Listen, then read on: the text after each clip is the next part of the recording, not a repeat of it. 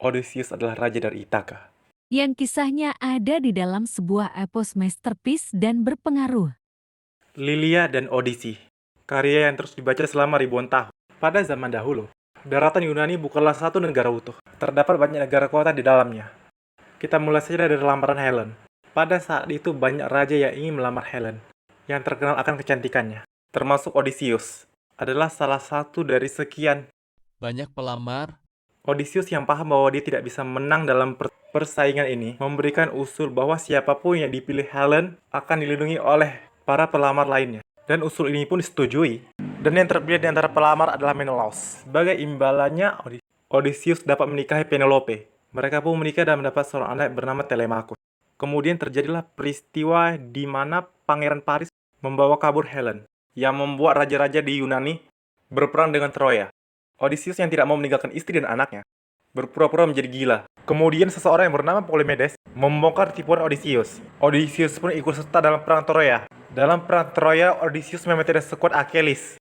Akan tetapi peran Odysseus di perang Troya itu tak besar. Dia yang menjaga moral pasukan tetap tinggi. Dia adalah diplomat yang bagus. Dan yang paling terkenal tentunya adalah kuda Troya, yang membuat perang Troya yang sudah berlangsung selama 10 tahun. Bahkan setelah kematian Achilles dan Hector berakhir, Odysseus pun melakukan perjalanan pulang ke Ithaka, Dia pun mendarat di sebuah pulau.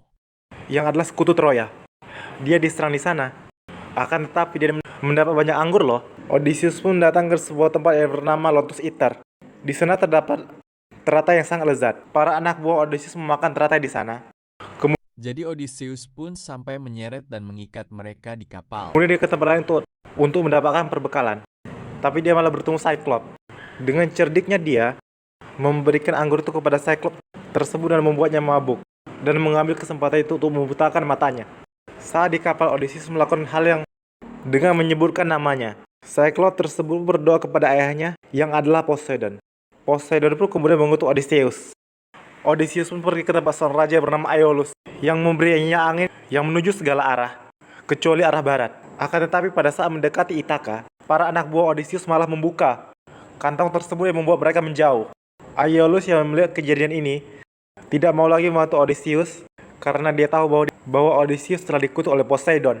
Odysseus kemudian sampai di wilayah para raksasa, yang mana mereka memakan para awak Odysseus, dengan hanya kapal Odysseus yang tersisa.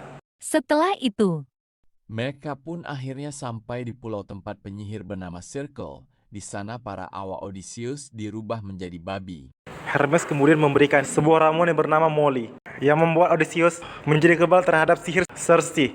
Odysseus pun kemudian mengalahkan Circe, dan Circe akhirnya bersedia mengembalikan wujud anak buah Odysseus dengan syarat Odysseus bersedia menjadi kekasihnya. Odysseus pun berada di pulau Ea dengan anak buahnya selama 1 tahun.